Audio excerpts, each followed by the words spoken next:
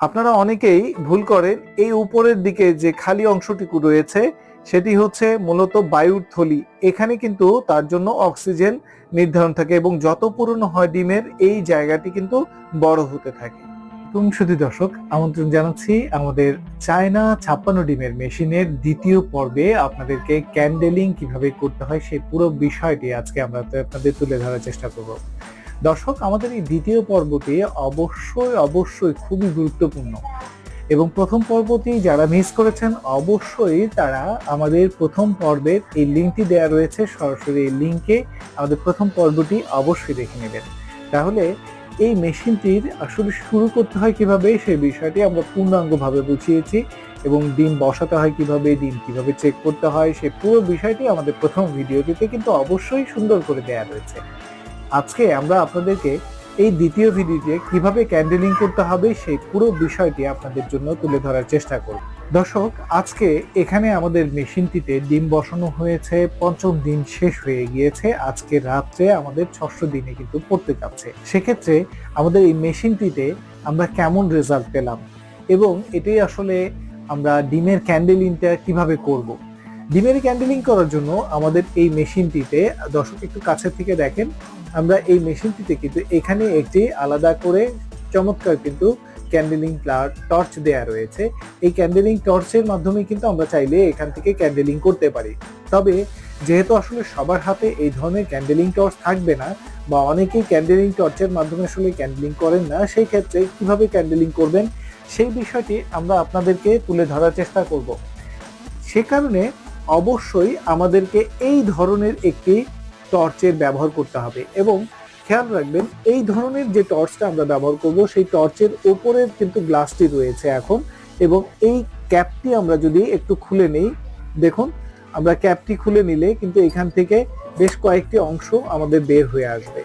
আমাদের এর মধ্যে যে গ্লাসটি রয়েছে সেই গ্লাসটিকে আমরা আলাদা করে সরিয়ে রাখবো এবং এই যে ক্যাপটি আছে সেই ক্যাপটি যদি আমরা সুন্দর করে আমাদের এই টর্চটির মধ্যে সুন্দর করে আমরা যদি এটিকে এখন বসিয়ে নিই, তাহলে কিন্তু এটি দিয়ে খুব সুন্দরভাবে ক্যান্ডেলিং করা অত্যন্ত সহজ হয়ে যাবে। দেখুন এখন এখানে কিন্তু একটি গ্যাপ রয়েছে এবং আমরা এখানে থেকে যেভাবে আলোটি ঠিকরে বের হচ্ছে ঠিক একইভাবে কিন্তু এখান থেকেও আলোটা ঠিকরে বের হবে। দেখুন আমরা যদি অন করি, দেখুন একইভাবে এই ক্ষেত্রে এই সুযোগটি আমরা এখান থেকে করব। তো পুরো ক্যান্ডেলিংটি জুড়ে আমাদের সাথে থাকবেন এবং আমরা ধীরে সুস্থে আপনাদের প্রতিটি জিনিস দেখানোর চেষ্টা করব। দর্শক, এটি হচ্ছে জি শপের শোরুম এবং এখান থেকে আমরা কিন্তু আপনাদের উদ্দেশ্যে সকল ধরনের ইনকিউবেটর দিয়ে থাকি। আমাদের কাছে 40 ডিম থেকে শুরু করে 1 লক্ষ ডিমের পর্যন্ত ক্যাপাসিটির যে কোনো ধরনের ইনকিউবেটর কিন্তু আপনারা আমাদের কাছ থেকে পেয়ে যাবেন। তাই অবশ্যই যাদের ইনকিউবেটর প্রয়োজন তারা কিন্তু সরাসরি আমাদের এই স্ক্রিনে দেওয়া নাম্বারটিতে কল করে অবশ্যই আপনাদের ইনকিউবেটরের বিষয়ে যে সহযোগিতা সেটি গ্রহণ করবেন। তো চলুন আমরা এই মুহূর্তে ক্যান্ডেলিং করার আগে আমাদের এখান থেকে টোটালি আমরা সুইচ অফ করে নিব, অর্থাৎ পাওয়ারটা অফ করে নিব। দেখুন আমাদের এখন কিন্তু পাওয়ার অফ করে নিয়েছি আমরা, এতে করে আমরা এখান থেকে কানেকশনটি খুলেও নিতে পারতাম। তো আমরা আপাতত পাওয়ার অফ করেছি এবং এখান থেকে আমরা পুরো সেক্টরটিকে সরিয়ে ফেলবো। এক্ষেত্রে যখনই আমরা করতে যাব, যেহেতু আমাদের এটি অটো টার্নিং ফ্যাসিলিটি রয়েছে, তাই অটো টার্নিং এর জন্য যে লকটি আছে সেই লকটি খুলে আমরা উপরে ঢাকনাটি এখন সরিয়ে নিয়েছি। এক্ষেত্রে কিন্তু এখানে তাপমাত্রা নির্দিষ্ট সময় পর্যন্ত কিন্তু আর স্থিতিতে থাকবে না। এটা নিয়ে ভয় পাবার কোনো কারণ নাই, কারণ অনেক সময়ই লোডশেডিং হচ্ছে, তাতে কিন্তু আধা ঘন্টা, 1 ঘন্টা বা 2 ঘন্টা পর্যন্ত লোডশেডিং থাকতে পারে। সেক্ষেত্রে কোনো সমস্যাই কিন্তু এতে হবে না। তো আমাদের যে কাজটি করণীয় সেটি হচ্ছে প্রতি আধা ঘন্টা অন্তর আপনাকে অন্ততপক্ষে এটির তাপমাত্রার একটি সাপোর্ট দিতে হবে যদি এটি খোলা অবস্থায় থাকে। তো এই ক্ষেত্রে আমরা কিভাবে ক্যান্ডেলিং করব, ক্যান্ডেলিং এর সুবিধার জন্য আমরা অবশ্যই পুরো ঘরটিকে একটু আলো নিভিয়ে নেব। দর্শক, অন্ধকারের মধ্যে কিন্তু এখন আমরা পড়ে গিয়েছি, সেক্ষেত্রে আমরা এই লাইটটিকে আমরা এই মুহূর্তে জ্বালিয়ে নিলাম এবং আমরা একেবারে সরাসরি ক্যান্ডেলিং এর জন্য খুব কাছ থেকে দেখার চেষ্টা করব। দেখুন এখানে প্রতিটি ডিম আমরা যেভাবে এই পুরো অংশটুকুর মধ্যে রয়েছে, আমরা একটি একটি করে ডিম কিন্তু এখান থেকে ক্যান্ডেলিং করব।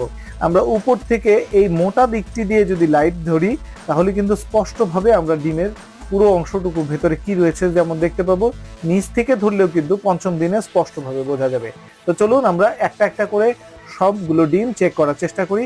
দর্শক শুরু থেকে শেষ পর্যন্ত অবশ্যই না টেনে দেখবেন। চলুন আমরা শুরু করছি। দেখুন দর্শক, আমরা যখন খুব কাছ থেকে এই ক্যান্ডেলিং লাইটটি ধরেছি তখন এখানে কিন্তু আমাদের বীজটি খুব সুন্দরভাবে বোঝা যাচ্ছে। এখানে একটি ভ্রূণ তৈরি হয়েছে এবং এই ভ্রূণটি কিন্তু নড়াচড়া করছে। ঠিক একইভাবে আমরা যদি এটি উল্টো করে মোটা দিকটিকে নিচের দিকে ধরি তাহলে স্পষ্টভাবে কিন্তু আমরা এখান থেকে এটির ভ্রূণটি বুঝতে পারবো।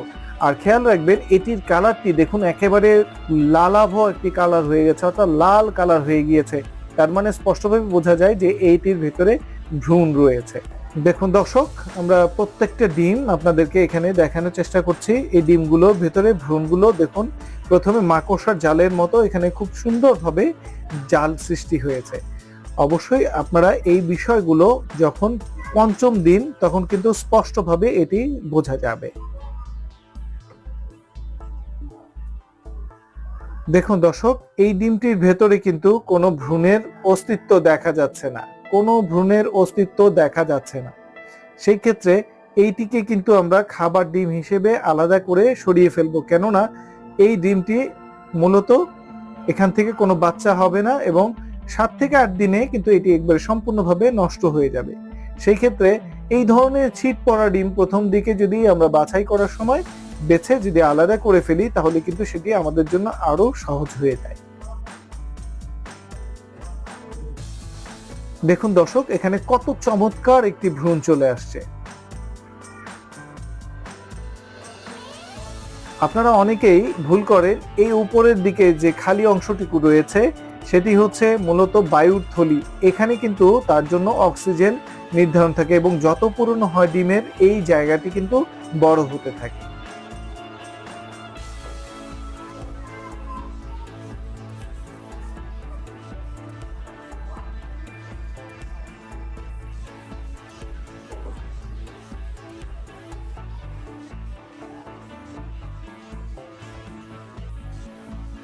দেখুন দর্শক, এই ডিমটিতে কোনো ধরনের ভ্রূণ নেই।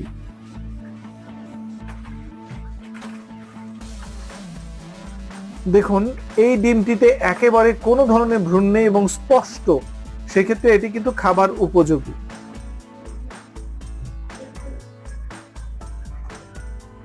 দেখুন দর্শক, এই ডিমটিতেও কোনো ধরনের ভ্রূণ নেই, অতএব এই ডিমটি কিন্তু খাবার জন্য আমরা সরিয়ে ফেলবো। দেখুন দর্শক, এই ডিমটির ভেতরে ভ্রূণ রয়েছে সেটি প্রথমেই অল্পতেই বোঝা যাচ্ছে এবং সেই ভ্রূণটি যদিও অস্পষ্ট কিন্তু সেটি থেকে কিন্তু ভালো একটি রেজাল্ট ইনশাল্লাহ আসবে।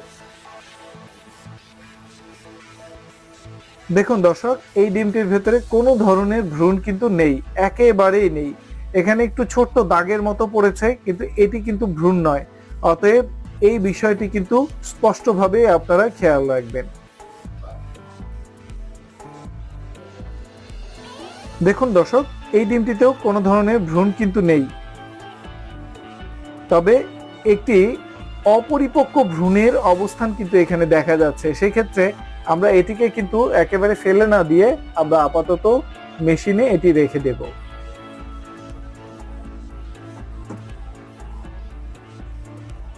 কেননা এই ডিমগুলো যেগুলো অপরিপক্ক ডিম সেই ডিমগুলো কিন্তু 12 দিনের সময় বোঝা যাবে যে এর আসলে ভ্রূণটা কতটুকু সুগঠিত হয়েছে কিংবা ভ্রূণটা পরিপূর্ণভাবে নষ্ট হয়েছে কিনা।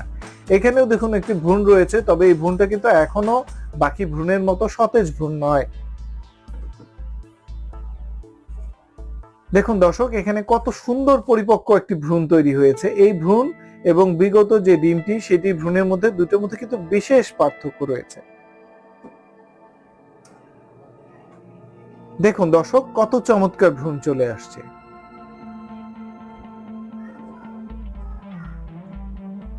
দেখুন দর্শক, এখানে আসলে পুরো ডিমটি আমাদের কিন্তু খুব কাছ থেকে দেখলে মনে হয় না যে এর ভেতরে কোনো ভ্রূণ রয়েছে, কারণ এটার কালারই আমাদেরকে বলে দেয় যে আসলে এটির ভেতরে কোনো ভ্রূণ নেই। সেই ক্ষেত্রে আমরা কিন্তু আইডেন্টিফাই করে ফেলেছি এবং এটিকে কিন্তু খাবার জন্য সরিয়ে ফেলবো আমরা।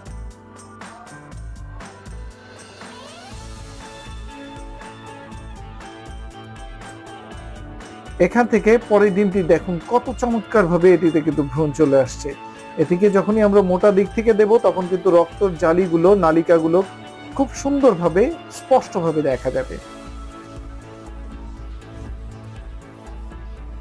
দেখুন এই ডিমটি কিন্তু কোনো ধরনের ভ্রূণ গঠিত হয়নি, যার কারণে এই ডিমটিকে খাবার ডিম হিসেবে আমরা অবশ্যই বের করে ফেলবো। এই ডিমগুলোর মধ্যে অনেক ডিম রয়েছে যে ডিমগুলো মূলত অনেক সময় দেরি করে সংগ্রহ করে রাখা, যার কারণে এই ডিমগুলো আসলে যে ডিমগুলোতে ভ্রূণ নেই সেগুলো কিন্তু এই ধরনের অবস্থান তৈরি হয়ে যায়।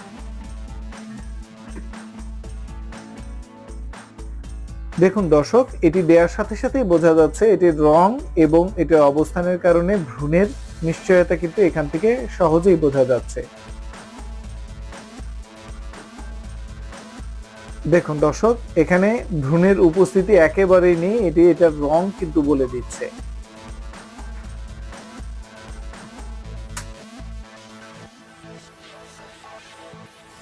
দেখুন দর্শক, এই ডিমটিতেও কোনো ধরনের ভ্রূণ নেই। আমরা এই ডিমটিতেও চমৎকার ভাবে ভ্রূণকে প্রতীয়মান হিসেবে দেখতে পাচ্ছি। দেখুন কত চমৎকার ভ্রূণ।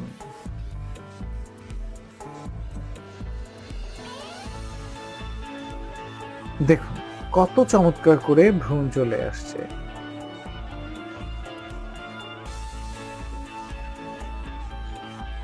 দেখুন এই ডিমটিতে কিন্তু ভ্রূণের অস্তিত্ব নেই এবং এই ডিমটি কিন্তু খাবার উপযোগী ডিম। অতএব এই ডিমকে কিন্তু আমরা অবশ্যই সরিয়ে রাখবো। দর্শক, আমরা ক্যান্ডেলিং শেষ করলাম, সেই ক্ষেত্রে আমাদের এই ধরনের একটি লাইট কত চমৎকার ভাবে কাজে দিয়েছে। মাত্র 120 টাকায় সারা বাংলাদেশের যে কোনো স্থানে আপনারা এই ধরনের লাইট খুঁজে পাবেন।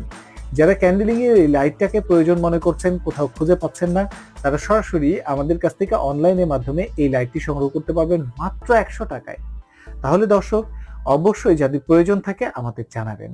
আর দর্শক, এই যে এখানে আমরা ডিমগুলো এই মুহূর্তে ক্যান্ডেলিং করলাম, দেখুন 1 2 3 4 5 6 7 8 16 17 18 19 আমরা মোট এখানে 60টি ডিম বসিয়েছিলাম, সেখানে 23টি ডিম আমাদের এখান থেকে বাদ পড়েছে।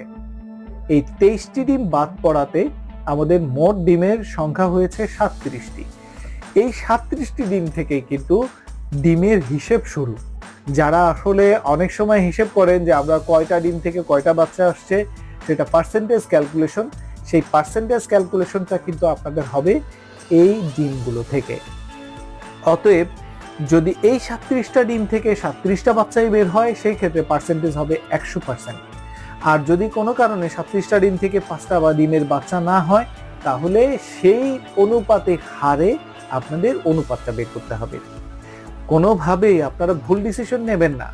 অর্থাৎ 60টি ডিম বসিয়ে বাচ্চা পেয়েছেন 25টি, সেক্ষেত্রে এটা 40% বা 45%, এভাবে যদি হিসাব করেন তাহলে কিন্তু আপনার জন্য এটা অত্যন্ত কষ্টসাধ্য। যে ডিমে ভ্রূণ নেই সেটিকে হিসেব করাটা এটা আপনার জন্য ব্যর্থতার শামিল।